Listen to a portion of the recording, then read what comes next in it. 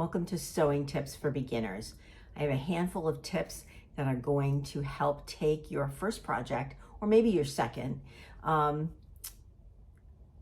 in your head to in your closet. So here we go. The first thing you need to do before you go to the store or before you start looking online is to decide what you want to make.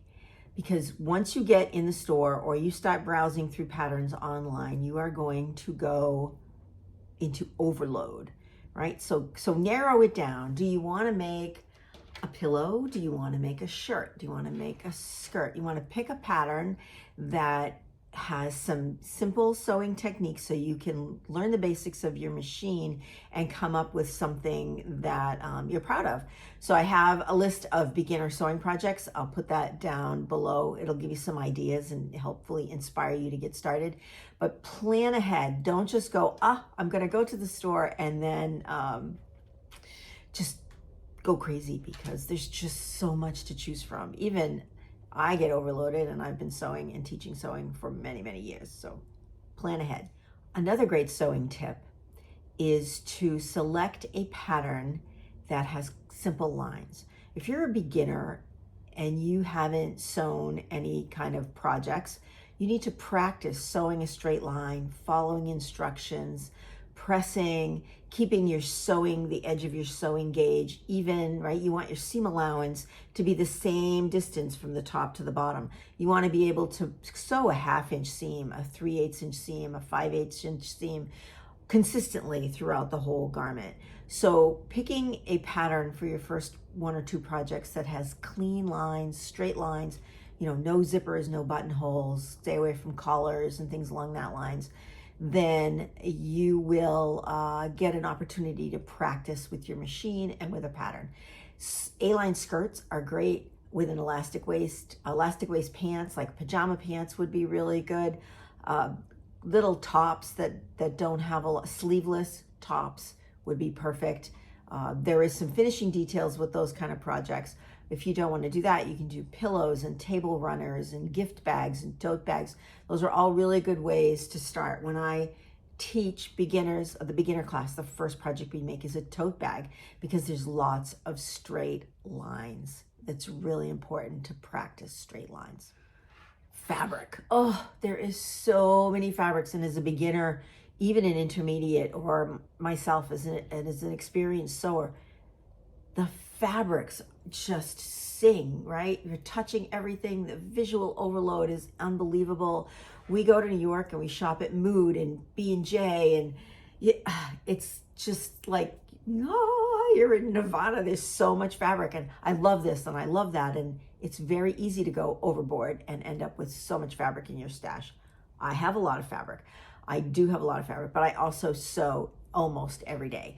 So I'm sewing for other companies, I'm sewing for clients, I'm sewing for myself, I'm sewing for you so I can teach you. So I do have a lot of fabric, and I do purchase fabric ahead of time. But if you're a beginner, you should have the project in mind. You have your pattern, and on the back of your pattern, it'll tell you what types of fabric are recommended for that particular pattern. And that's where you want to start. You want to stay in that lane. If it says broadcloth, then find the broadcloth section and choose from something in that lane. If it says linen, then same thing. Stick with that lane and work with that fabric type for the first time.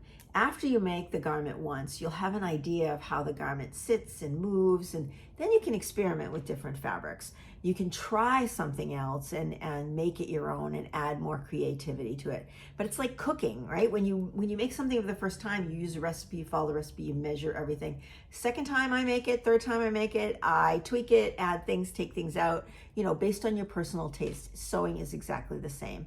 You're going to take that basic pattern, and based on your personal style, you're going to change it up and make it your own. And that's what makes sewing so great, because you can take something as simple as a piece of tissue and a piece of fabric and make something that's perfect for you. One thing we all have a hard time with is asking for help, and beginning sewists are no different. Even if you have been sewing for a while and you're moving on to, say, inserting an invisible zipper or doing buttonholes or making a collar, You want crisp points, edge stitching, understitching. There's so many terms in sewing that we don't use in our everyday vernacular. And you need to seek out experts. Go to my YouTube channel. Go to your favorite sewist YouTube channel. Read a book. Take something from someone that has some sewing knowledge and ask them for help. A lot of us on Instagram and YouTube, if you reach out, we will respond and we will help. Or go to these Facebook sewing communities like the Simplicity Sewing community or some of the other ones that are out there where you can pump in a question, and let me tell you, there's plenty of experts out there and you will get more than enough information. So when you get stuck, don't give up. Just seek out some help. Find a place, find your comfort zone, and seek someone to give you some guidance to move forward. Shopping for fabric quantities. How much fabric do I need to make a project? That is a good one. But you don't want to buy too little. You don't want to buy too much. Too little makes the project hard to finish. Too much and there's extra fabric hanging around your sewing space or in the landfill. So neither of those are good. We really want to hit that happy medium. I tend in general to buy too little fabric, but then that gives me an opportunity to be creative. I add a fabric band or, color block or shorten it or change the style a little bit so I don't need so much fabric. But that comes from experience. So as a new sewer, you want to take the back of your pattern, find your size, find the width of your fabric, and get as much fabric that's listed on the pattern. At this point, you're gonna have to guess at your size. You can take an estimated guess based on the measurements for the back of the pattern. This is not about getting a fit. This is about getting the right amount of fabric. And fabric generally comes in two widths, a 45-inch width and a 60-inch width. So depending on what type of fabric you're buying, it's going to be determined by the width and how many yards or meters you need to purchase to make that garment. One of the things that I like to tell beginners that are making garments is to make a practice garment. They call them a toile, they call them a muslin. It's a practice garment. You're going to make something that if it doesn't fit, you're okay with getting rid of it. So you buy this beautiful linen and you spend $25 a yard for this lovely linen. You don't want to cut into that and make a pattern that you've never made before. So you want to find an inexpensive fabric, probably in the fabric bin, in the remnant bin or something, that's the same weight and hand weave of the fabric that you want to use for your fashion fabric. So a linen blend or something inexpensive that has the same weight as your linen, say, for using linen. You want to buy a couple of yards of that. And to make a practice garment, you just need to make the front and the back. If it has sleeves, you need to make sleeves. You don't need to put the pockets in. You don't need to put a collar on. No buttons, no zippers, none of that. Basically, what you're trying to do is make sure that the length, the circumference, and the depth of your garment are perfect for your body. So we're all different, and most of us are not fit model size. So the companies generally take a pattern based on a fit model. Say she's a size 12, and they grade up and they grade the pattern down. Well, I may be a 12 on the top and a 14 on the bottom. That's not going to work for me. So I need to make a garment that I can try on. I can make bigger, smaller, adjust, shorten, lengthen. For me, it's always shortening. I'm 5'2". And then those adjustments become part of your toolbox. And as you get going and sewing more and more and more, I know I have to shorten a midriff 2 inches. I know I have to shorten pants 3 inches. You have that kind of toolbox, those edits that you have to make. But that's the time to change a shoulder. If you have one shoulder that's sloping and the other of your rounded back, or your hips aren't square, those are the adjustments are going to be made on that pattern. And then you can use that pattern, that garment, that practice garment that you've made to be your new pattern, or you can transfer the changes that you've made to your tissue. So when you cut out your real garment, it fits better. And it's kind of an ongoing thing, especially the first time you do it, you're going to get a better fit. And then you're going to wear that garment a couple of times. You're going to be like, well, you know what? I can make this better if I shorten this or lengthen this, I'll be happier with the garment. So the third time through when you make the garment, you'll actually do better. And it kind of morphs, and your body changes as you get older and the patterns change. But if you have a pattern that you love and you make constantly, you'll tweak it here and there, but start with a practice garment. You'll be so much happier. One of the mistakes that I see beginning sewists make is not getting the right notions. On the back of the pattern, it will tell you how much fabric you need, for what size, but there's also a little line that says notions. For version C, you need a 12-inch invisible zipper. For version B, you need 4 3/8-inch buttons. If you don't get those notions while you're at the store and color match them, when you get to your garment and you start sewing, you're going to get to a point where you don't have what you need. You can't put the zipper in. You're stuck. So now you have to go back to the store. So make sure you check the notions section on the back of the pattern. And if you're going to make changes to the pattern, keep in mind what notions you may need. If you're making a pillow and you don't want to put in a zipper, but you want to put Velcro in, then make sure you get the Velcro and you don't need the zipper or buttons or whatever. So along with the thread that you're going to get to match your fabric, make sure that you get the right notions that you need for the version of that pattern that you're going to make up. So this seems like a simple thing for someone that's just started shopping for sewing products, but you know, I've seen it happen before. I've done it myself.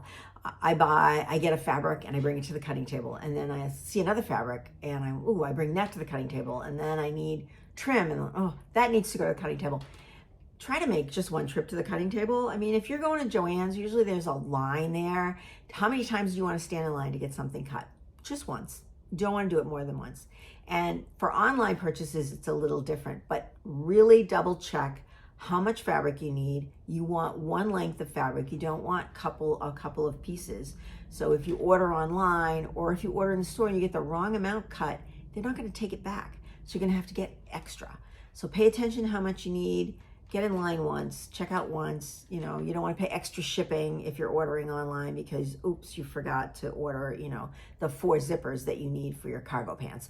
So just, check again and make sure that your measurements are right, you got everything right, and you got the right amount of fabric.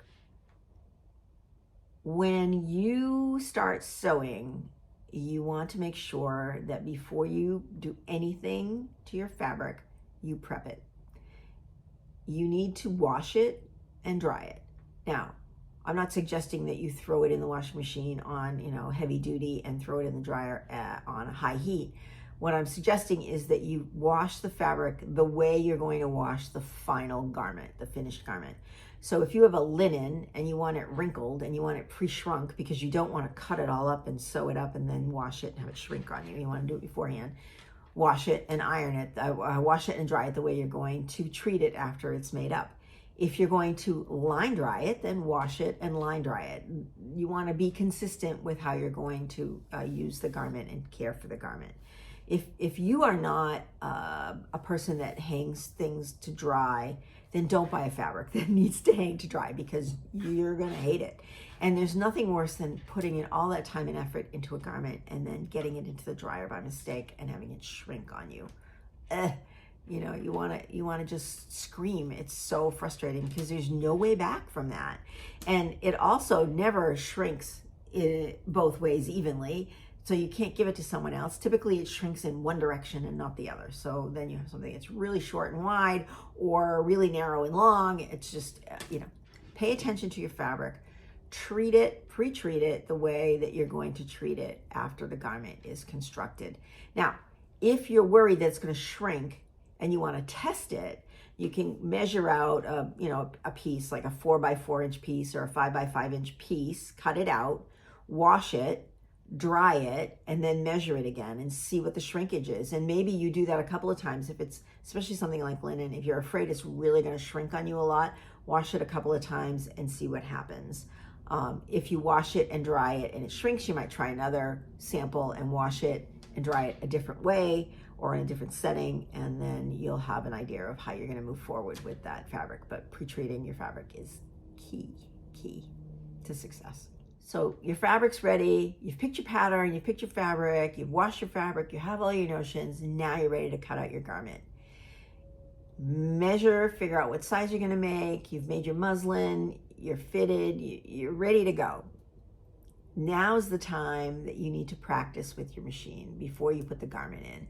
If you've never sewn with your machine before, or you haven't used your machine in a while, or you have your grandmother's machine, get to know the machine, practice sewing a straight line, practice back stitching, practice some of the stitches and threading it. Make sure that your top stitch and your bobbin stitch are balanced and look beautiful before you even start to sew a seam on your garment. And then before you sew your garment, you want to take a piece of scrap from the fabric that you've used and try it in the machine to see the stitch, make sure the stitch length is right, you have the right needle. You know, there's lots of things that you need to consider when you're using your machine, but getting everything ready and all together before you start to sew, actually sew the garment together is really important, because you don't want to be ripping it out. And if you use scrap pieces of fabric, you can just toss them and grab another scrap until you get it to where you want it, so you can actually put the needle into your garment fabric. All right, you've made it to the end. You have passed being a beginner. You've selected a pattern. You've braved the store. You've chosen a fabric. You've had it cut. You've washed it. You've cut it out of the pattern pieces. You've sewn a practice garment. You got to know your machine. You're really comfortable. And now you've made this garment maybe once, maybe twice, maybe a whole bunch of times because you fell in love. Maybe you didn't like it at all and you moved on to a second garment. This is where you are going to take an opportunity to like move up to the next level. Try something new. It doesn't have to be a zipper. It doesn't have to be buttonholes. It could be something like bias binding, or adding a sleeve, or putting on a collar, sewing a dart. There are so many different techniques that you need to master in order to have a complete wardrobe of clothing, but try not to take them all on at once. Try to take something one piece at a time. It'll be so much easier for you in the long run if your first garment is a skirt, and then maybe your second garment is a pair of shorts with an elastic waist, or a tank top without any sleeves, before you move into a full-on blouse with a stand and a collar and cuffs and, you know, princess darts or whatever. You want to move forward at a pace that you're comfortable with. So try not to start with a denim jacket, right? Unless you have someone that's holding your hand and walking you through all the steps. Start with something that's a little bit simpler, that doesn't have a lot of fitting. And nowadays we have knit fabrics, so they are easy to sew, and they give you an opportunity to not have to worry about fitting the garment so close to the body. Where 20 years ago, everything was woven. We had to make sure that the darts were right and the circumference was right. Everything was perfect because the garment had to fit. You know, it was either a house dress or it was a fitted dress. There wasn't a lot of in between, and you can get that in between with knits. You have a little knit tank, I have a little knit jacket, and it's super easy to give yourself some leeway with some knits. So consider trying knits. Wovens are great too, but the knits or elastic waists will give you some flexibility in the fit and will help you succeed. That's what we want. You want to succeed in, you know, making your first, second, third, fourth garment, and then add a new technique and succeed again, 1, 2, 3, 4. And that's what's going to bring you a closet full of beautiful me-made clothes that you're going to be proud to wear. So until next time, happy sewing. Bye.